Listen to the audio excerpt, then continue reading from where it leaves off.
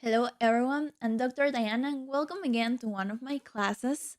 Today is one of the most important, or let me say, probably the most important class for this exam, especially for the clinical cases, is the management of the medically compromised patient.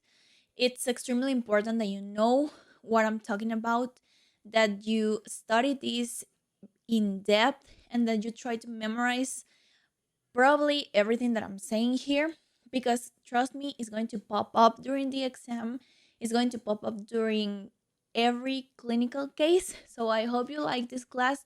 I hope you enjoy it and I hope you learn a lot. We're going to start with the ASAA classification. This is the American Society of Anesthesiologists classifications. This is what anesthesiologists used to really